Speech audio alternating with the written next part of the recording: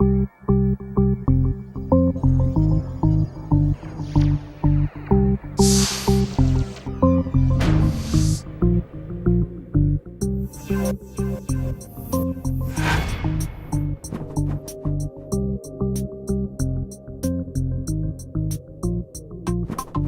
been on an investigation for BBC television with Rolling Stone on what we call the Billionaires and Ballot Bandits investigation. We have a book coming out, Billionaires and Ballot Bandits, How to Steal an Election in 9 Easy Steps. We've been following the Republican convention because what shocked me is that yesterday we had Tim Griffin, a congressman.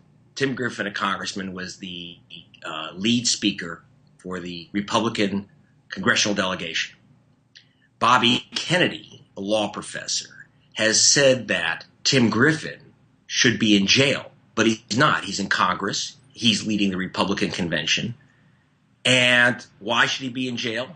And not just Tim Griffin, who you've never heard of, but his former boss, Karl Rove, who is head of the biggest super PAC in the country backing Mitt Romney, Crossroads.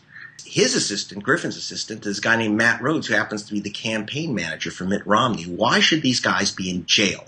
The answer is that they committed a crime called voter caging. What that means is that they used an illegal scheme to knock out the votes of legitimate voters. And not only were these legal voters that whose civil rights they denied, these were black voters. And in particular, they went after black soldiers and Hispanic soldiers. They went after homeless men. These are repeat offenders. The Republican National Committee has said it would never do this. It signed a consent decree with the federal courts, and here they are again.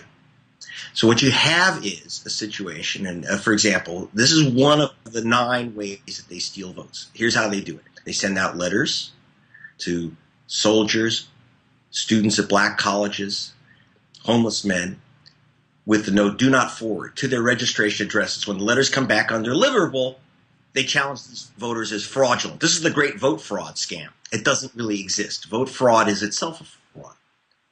So what we end up with is that these letters come back, that is, and they end up in a cage, literally. They're caged voters. They challenge those votes. So when a soldier sends in their ballot from overseas, their vote's been challenged. That vote is thrown in the garbage, and the soldier doesn't even know this. It's a crime. It's a felony crime because you can't target people on the basis of race. These were emails of caging lists sent from Karl Rove's operation to Republican state chairmen with the actual lists for challenging voters. And that's how they've been snatching elections. Now, Karl Rove has a giant database called Data Trust. The Koch brothers have a giant database called Themis. And that's what these databases are going to be used for, is not to convince voters to vote for their guy, but to prevent people from voting. And that's what we're concerned about. And people keep saying, why aren't they promoting Mitt Romney? That's not a mistake. That's the program. They're selling a brand. They're telling you XL pipeline, cut entitlements, meaning cut Social Security and Medicaid and Medicare. They're selling a brand. They're talking about tax cuts for the ultra-rich, job creators, entrepreneurs, a word which, as George Bush says, doesn't exist in French. True. And they're selling this product of the billionaires. And that's why you can't dissociate the issue of ballot banditry, for example, Tim Griffin, his caging operation, from the billionaires who are buying the election. Like for the XL pipeline, they have their particular purposes. So that's why we're calling the investigation Billionaires and Ballot Bandits. And we're going to keep reporting for Free Speech TV on this all the way through the election.